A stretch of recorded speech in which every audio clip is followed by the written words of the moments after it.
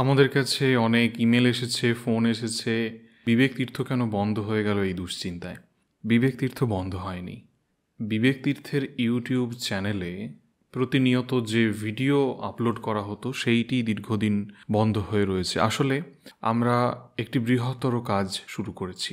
ভারতবর্ষকে যদি ভারতবর্ষে ফিরিয়ে নিয়ে আসতে হয়, ভারতবর্ষকে যদি আবার বিশ্বগুরুর আসন দিতে হয়, তাহলে ভারতবর্ষে ভারতীয় জ্ঞান পরম্পরার পুনরুদ্ধারের প্রয়োজন। ইন্ডিয়ান নলেজ সিস্টেম, যা ভারতবর্ষকে সারা পৃথিবীর কাছে শ্রেষ্ঠত্ব এনে দিয়েছিল।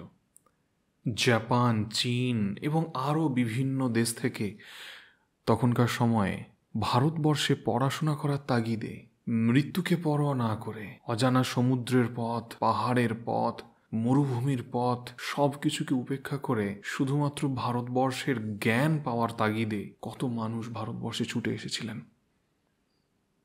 ভারতবর্ষের সেই জ্ঞানের পুনরুদ্ধারের প্রয়োজন। 1947 ক্ষমতার হস্তান্তর হয়েছে, কিন্তু তারপরেও ভারতবর্ষে যারা শাসনের অধিকার পেয়েছেন তারা ভারতবর্ষের জ্ঞান পরম্পরাকে ফিরিয়ে আনেননি। ইউনিভার্সিটি কমিশন বা মুদালিয়ার কমিশন, কোটারি কমিশন এবং বিভিন্ন যে এডুকেশনাল পলিসিসগুলো হয়েছিল 68, 86, 2009 ইত্যাদি ইত্যাদি, তার মাঝেও যে সমস্ত শিক্ষা সংক্রান্ত নীতি নির্ধারণ করা হয়েছিল তার ধারাকে আমরা তিনটে ভাগে ভাগ করতে পারি। একটি ইউরোসেন্ট্রিক, একটি লেফটিস্ট সোশ্যালিস্ট এবং একটি মার্কসিস্ট ধারা। 1972 পর থেকে বিশেষ করে বিদ্যালয় থেকে বিশ্ববিদ্যালয় স্তর পর্যন্ত সিলেবাস, কারিকুলাম, পাঠ্যক্রম তৈরির যে প্রক্রিয়া, একটু পরিষ্কারভাবে তাকিয়ে দেখলেই দেখা যাবে সেই সমস্ত মানুষদের, কেবলমাত্র সেই সমস্ত মানুষদের নায়কের স্থান দেয়া হয়েছে যাঁদের মতবাদ, যাঁদের জীবন দর্শন অথবা যাঁদের বলা কিছু কথা বা কিছু কথার কিছু অংশটুকু মাত্র মার্ক্সের দর্শনের সাথে মিল রেখে চলতে পারে।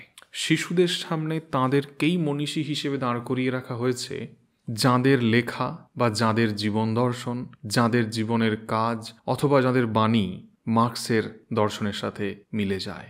মধুসূদনকে যে পরিমাণ গুরুত্ব দেওয়া হয়েছে সেই তুলনায় অনেক গুণী সাহিত্যিকের লেখা পাঠ্যক্রমের মধ্যে অন্তর্ভুক্ত হতে পারেনি, কারণ মধুসূদনের লেখা ভারতীয় সংস্কৃতিকে নানাভাবে ভেঙে দেওয়ার চেষ্টা করেছিল।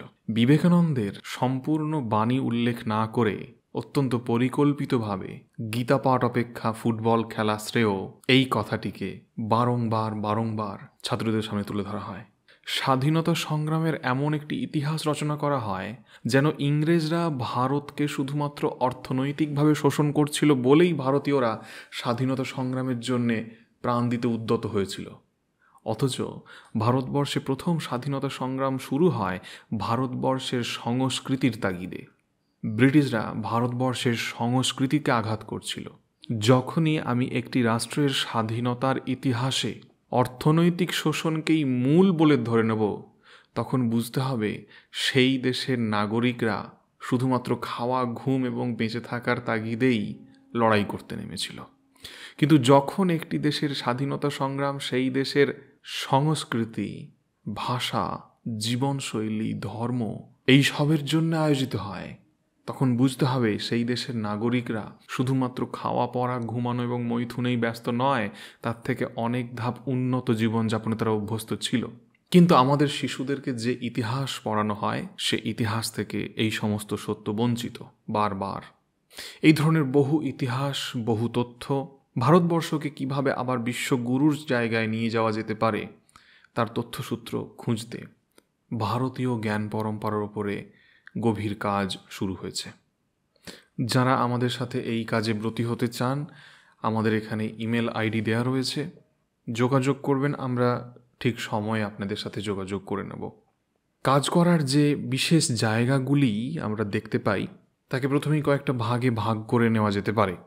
47 পরবর্তী ভারতবর্ষ নিয়ে যদি কাজ করতে চাই, তাহলে বিভিন্ন যে এডুকেশনাল পলিসিসগুলো তৈরি হয়েছিল তার মধ্যে কোথায় খাদ রয়েছে, কি কারণে সেই পলিসিগুলো ভারতবর্ষকে তার জায়গা ফিরিয়ে দিতে পারল না, এতগুলো বছর পেরিয়ে যাওয়ার পরেও কেন আমরা এখনো পর্যন্ত শিক্ষা নিয়ে এতটাই অন্ধকারে দাঁড়িয়ে রয়েছি। 47 আগে ম্যাকাওলের প্রবর্তিত যে ধরনের শিক্ষা চিন্তা ভারতবর্ষের জন্যে মারাত্মক ক্ষতিকর হয়ে উঠেছিল, তা নিয়ে গবেষণা করা যেতে পারে। ম্যাকাওলে এবং তার শ্যালক সারা ভারতবর্ষ ঘুরে একটি রিপোর্ট তৈরি করেছিলেন যে সেই সময়েও দীর্ঘ পরাধীনতার পরেও ভারতবর্ষের বুকে শিক্ষা কতটা শক্ত একটা খুঁটি হয়ে দাঁড়িয়েছিল। ব্রিটেনের শাসন ব্যবস্থায় the house of lords and the house of commons অনেকটা আমাদের এখনকার লোকসভা বিধানসভার মতো দুটি জায়গা রয়েছে। সেখানে তারা তাদের এই রিপোর্ট পেশ করেছিলেন। সেই রিপোর্ট বিভিন্ন গবেষণার মাধ্যমে আমাদের কাছে বর্তমানে রয়েছে।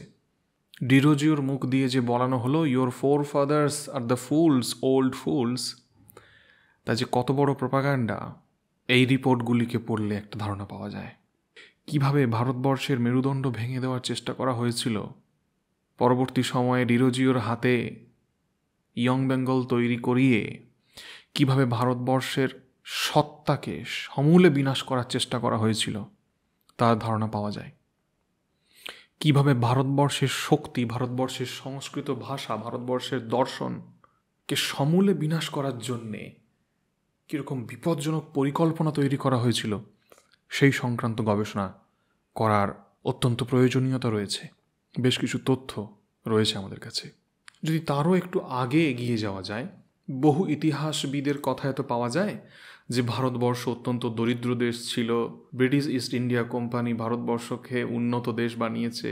তাহলে পর্তুগিজরা যখন ভারতবর্ষে এলো এবং ব্রিটিশ ইস্ট ইন্ডিয়া কোম্পানি ভারতবর্ষে আসার আগেও সমগ্র ইউরোপ জুড়ে এত ইস্ট ইন্ডিয়া কোম্পানি কেন তৈরি হচ্ছিল, যারা সবাই পূর্বের এই ভারত দেশে আসার জন্যে তৎপর হয়ে পড়েছিল?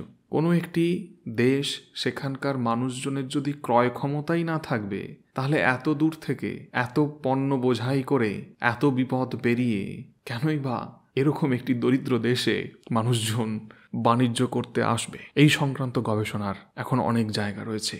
যদি তারও একটু আগে এগিয়ে যাই, যখন মুঘলদের যুগ, কিভাবে ভারতবর্ষের বুকে জাতি প্রথা তৈরি হলো, গুণের ভিত্তিতে যে সামাজিক প্রথা প্রচলিত ছিল তাকে কিভাবে সামাজিক ব্যাধিতে পরিণত করা হলো, তার ইতিহাস এখানে পাওয়া যাবে। আজকে যখন কারো উপবীত ধারণের অনুষ্ঠান হয়, যাকে সাধারণ কথায় পৈতে অনুষ্ঠান বলে, তাই নিয়ে এত আলোচনা, এত বিতর্ক চলে, অথচ এই সময় পর্যন্ত বৈশ্য, ক্ষত্রিয় এবং ব্রাহ্মণদের উপবীত ধারণ করার রীতি ছিল।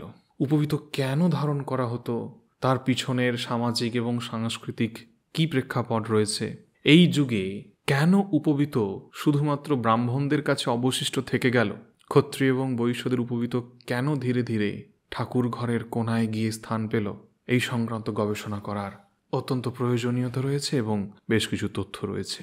এরও আগে বখতিয়ার খিলজি, যার নামে বখতিয়ারপুর স্টেশন একটি শহর, যে ভারতবর্ষের মেরুদণ্ড, ভারতবর্ষের বিশ্ববিদ্যালয়গুলিকে ধুলোর সাথে মিশিয়ে দিয়েছিল, তার ইতিহাস নতুন করে লেখার সময় এসেছে। ডিএন ঝা নামে একজন মার্কসিস্ট ইতিহাসবিদ রয়েছেন। তিনি তো ইতিহাস লিখেই দিয়েছিলেন, বখতিয়ার খিলজি নয়, নালন্দা ধ্বংসের জন্য দায়ী দুজন শীর্ণকায় ব্রাহ্মণ। দুজন ব্রাহ্মণ বৌদ্ধ সন্ন্যাসীদের সাথে বাগবিতণ্ডায় জড়িয়ে 7 বছর তপস্যা করে এসে নালন্দার মতো এত বিশাল একটি বিশ্ববিদ্যালয়কে মন্ত্র বলে আগুন জ্বালিয়ে দিলেন। তাঁদের মন্ত্র বলে তৈরি হওয়া আগুনে পুড়ে ছারখার হয়ে গেল ভারতের বিশ্বসেরা বিশ্ববিদ্যালয় নালন্দা। বখতিয়ার শুধু নালন্দা নয়, ধ্বংস করেছেন তখনকার সময়ের আরও 22টি ইউনিভার্সিটি। আমাদের নবদ্বীপ, এই সময় বিশ্বখ্যাত জ্ঞানের পীঠস্থান নবদ্বীপ কীভাবে ধ্বংস হয়ে গেল, কিভাবে বৌদ্ধ ধর্মের সাথে তন্ত্রের অদ্ভুত মিশ্রণে বৌদ্ধ ধর্ম এবং তন্ত্র বিষিয়ে উঠল, কিভাবে শাক্তরা মুসলমান এমিরদের প্ররোচনায় নিজেদেরকেই নিজেরা ধ্বংস করতে থাকলো, তার ইতিহাস আজকের নাগরিকদের জন্য অত্যন্ত গুরুত্বপূর্ণ। এরও আগে ধর্মশাস্ত্রের সময়, চাণক্য কৌটিল্যের সময় তক্ষশিলা যখন তৈরি হয়েছে, আবার হুনরা এসে এই তক্ষশিলাকে যখন ধ্বংস করে দিচ্ছে, সেই ইতিহাস আমাদের শিশুদের শেখা প্রয়োজন, জানা প্রয়োজন। ভারতবর্ষ কী ছিল, আজকে কি হয়েছে, সেই রূপরেখাটা তাদের অত্যন্ত ভালোভাবে জানা প্রয়োজন। এরও আগে গুপ্ত যুগ, মৌর্য যুগ, যখন মহাভারত রচনা হচ্ছে, মহাভারত ঘটছে কথা বলছি না, মহাভারত ঘটেছে তার বহু পূর্বে, তার গল্প রচনা হচ্ছে, রামায়ণ রচনা হচ্ছে।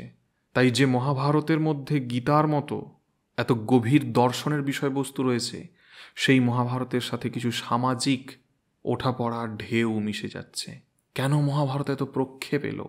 মহাভারতের যুগে ক্ষত্রিয় কেন ব্রাহ্মণকে অপমান করছে? দুর্যোধন যখন দ্রোণাচার্যকে অপমান করছেন, আরও অনেক উদাহরণ রয়েছে। কেন মহাভারতে বারবার ব্রাহ্মণ অপমানিত হয়েছে ক্ষত্রিয়ের হাতে? সেই সংক্রান্ত গবেষণার সময় এসেছে। ধর্মশাস্ত্রগুলির সময় মনুসংহিতা, নারদ সংহিতা ইত্যাদি ইত্যাদি কিভাবে সামাজিক প্রেক্ষাপট বদলে বদলে গিয়েছে। পুরাণের যুগে কিভাবে শাক্ত, শৈব, গানপত্য, সৌর একটার পর একটা শাখা বেরিয়ে সনাতন সংস্কৃতি বিভিন্ন ধারায় এগিয়ে গিয়েছে, কিভাবে আগম এসে মিশেছে বেদের সাথে, তা নিয়ে গবেষণা করার সময় এসেছে।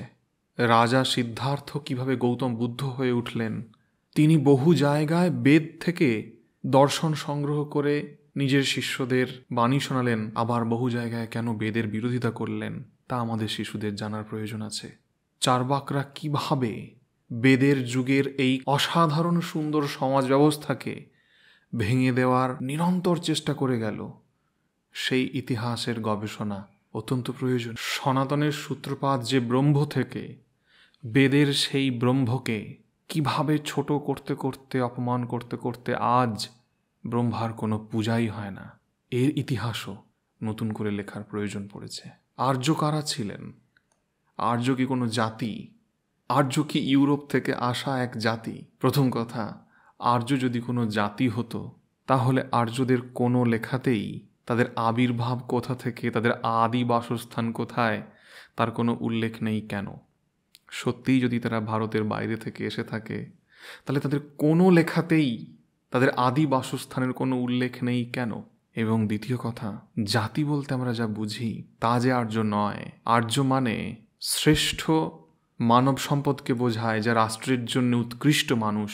তার বহু উদাহরণ, বহু সংজ্ঞা আমরা পুরাণে, মহাভারতে, রামায়ণে, ধর্মশাস্ত্রে পাই। তাহলে আর্য কারা?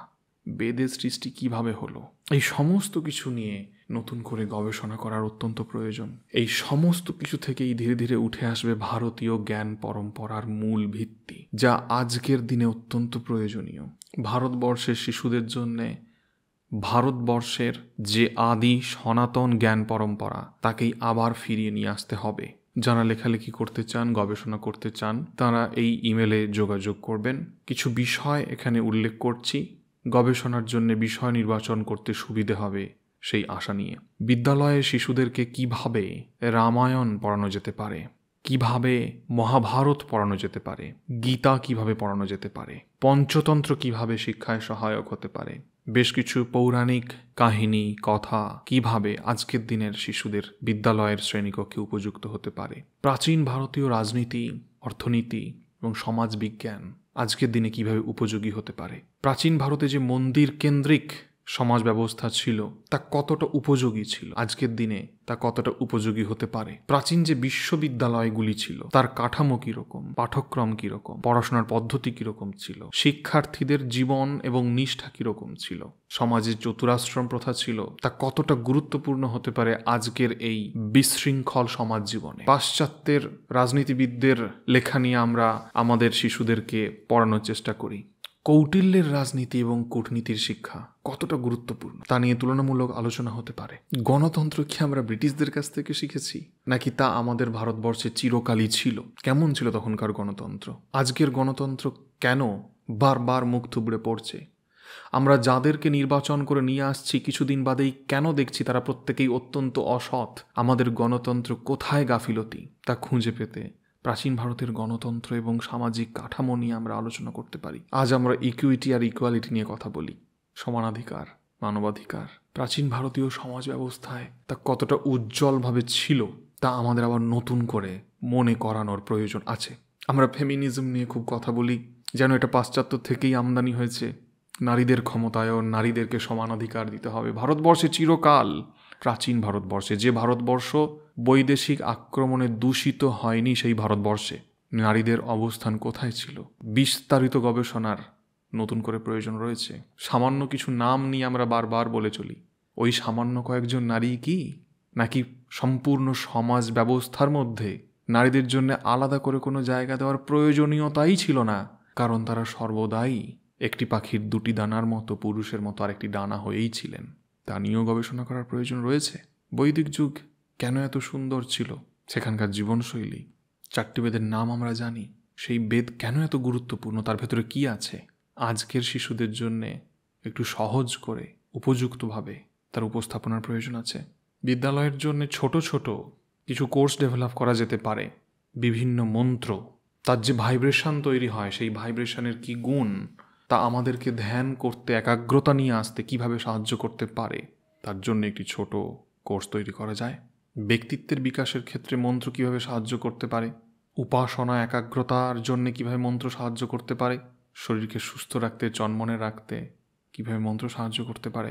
আজকের দিনের কিশোর কিশোরীরা নিজেদের আবেগ নিজেদের নিয়ন্ত্রণে রাখতে পারে না। তারা নানাবিধ ভুল করে চলে। আমরা ঝড়ঝঞ্ঝার কবিতা পড়াই আমাদের বিদ্যালয়ে।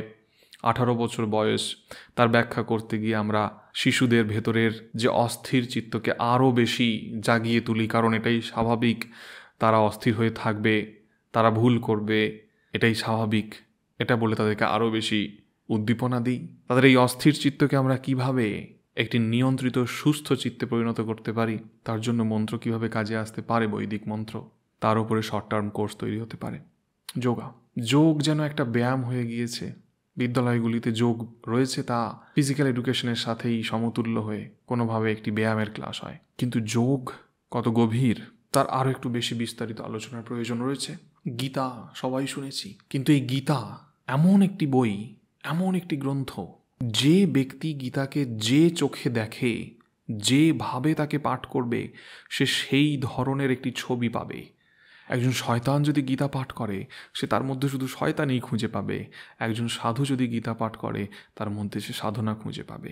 এই গীতা শিশুদের উপযোগী করে ব্যাখ্যা করা প্রয়োজন, কিশোর কিশোরীদের উপযোগী করে ব্যাখ্যা করা প্রয়োজন, বাড়ির যারা মায়েরা, গৃহিণীরা রয়েছেন তাদের উপযোগী করে ব্যাখ্যা করা প্রয়োজন। কারণ বাড়ির মায়েরা, গৃহিণীরাই একজন শিশুর প্রথম শিক্ষক হন। আয়ুর্বেদ মানেই আমরা ভাবি জড়িবুটির ওষুধ। আজকে সারা পৃথিবীতে, ভারতবর্ষে তো অবশ্যই, প্রত্যেক মানুষ অসুস্থ। এই যে অসুস্থতা, তার যে কয়েকটি বড় কারণ রয়েছে, তার মধ্যে একটি বড় কারণ প্রতিনিয়ত তামসিক আহার গ্রহণ করা, অস্বাস্থ্যকর খাবার গ্রহণ করা। যে খাবার শুধুমাত্র স্বাদে সুন্দর, স্বাস্থ্যের ক্ষেত্রে অত্যন্ত ক্ষতিকর। তাই আয়ুর্বেদ মানে শুধু জড়িবুটি ওষুধ নয়। আয়ুর্বেদের চর্চা করতে গেলে একদম প্রথমে আসতে হয় আয়ুর্বেদিক নিউট্রিশন। কোন ধরনের খাবার আমাদেরকে সব থেকে বেশি মানবিক এবং মানসিক ক্ষমতা প্রদান করতে পারে, তার সাথে অবশ্যই সেই সমস্ত গাছের সম্বন্ধে জানা, যে গাছগুলিকে দীর্ঘদিন ধরে সনাতনে পূজা করা হয়, তাদের গুণাগুণ, তাদের গুরুত্ব। সনাতনের যে সাধারণ সংস্কারগুলি রয়েছে, যেগুলিকে আজকের প্রজন্ম কুসংস্কার বলে চালিয়ে দিতে অত্যন্ত গর্ব অনুভব করে, তার পিছনের বিজ্ঞান, তার পিছনের মেডিকেল সায়েন্স আবার নতুন করে বোঝা প্রয়োজন। আজকে এই দীর্ঘকালীন ইউরোসেন্ট্রিক, লেফটিস্ট, সোশ্যালিস্ট এবং মার্কসিস্ট আইডিওলজির শিক্ষা ব্যবস্থার ফলে ভারতবর্ষের অধিকাংশ মানুষ নিজেদেরকে হিন্দু বলতে লজ্জা বোধ করে। আমার কাছে প্রশ্ন আসে, আপনি একজন অধ্যাপক হয়ে নিজেকে হিন্দু বলেন, ভিডিওতে নিজেকে হিন্দু বলেন। আজকে হিন্দু শব্দটি এত লজ্জার হয়ে দাঁড়িয়েছে, তার ইতিহাস কি সেটা জানা প্রয়োজন। কিভাবে পরিকল্পিতভাবে এই সংস্কৃতিকে ধূলিসাৎ করে দেওয়ার জন্য, যতটুকু অবশিষ্ট ছিল সেইটিকেও নষ্ট করে দেওয়ার জন্যে কিভাবে জাতীয় স্তর থেকে, রাজ্য স্তর থেকে, সামাজিক স্তরে আইন করে নানা অছিলায়, নানাভাবে তাকে ধ্বংস করা হচ্ছে, সেই বিষয়ে জ্ঞান থাকা অত্যন্ত প্রয়োজন। সনাতন সংস্কৃতি কেন গুরুত্বপূর্ণ, সনাতন সংস্কৃতি কিভাবে সাস্টেনেবল ডেভেলপমেন্টকে এনহ্যান্স করে।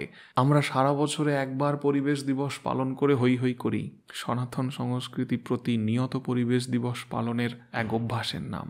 প্রতিনিয়ত বিজ্ঞানকে নিয়ে চলার নাম সনাতন ধর্ম। আলাদা করে বইয়ের পাতায় নয়, জীবনের প্রতিটি পদক্ষেপে বিজ্ঞান, জীবনশৈলী, সাস্টেনেবল ডেভেলপমেন্ট, শ্রদ্ধা, পৃথিবী এবং সভ্যতাকে সুস্থভাবে বাঁচিয়ে রাখার অঙ্গীকারের নাম সনাতন সংস্কৃতি। তা বোঝার সময় এসেছে। তা নিয়ে গবেষণা করে যে কয়েকটি প্রজন্ম নিজেদেরকে অন্ধ করে ফেলেছে তাদেরকে জাগানোর সময় এসেছে। তাদেরকে জাগানোর জন্যে আমাদেরকে আবার একটু কষ্ট করে উপনিষদ পড়তে হবে, বেদ পড়তে হবে। কোনখান থেকে সব কিছু ধ্বংস হতে শুরু করলো সেই মূল জায়গাটিকে খুঁজে বের করতে হবে। কিভাবে আজকের দিনে দাঁড়িয়েও প্রতিনিয়ত ষড়যন্ত্র চলছে সেই জালটিকে বুঝতে হবে।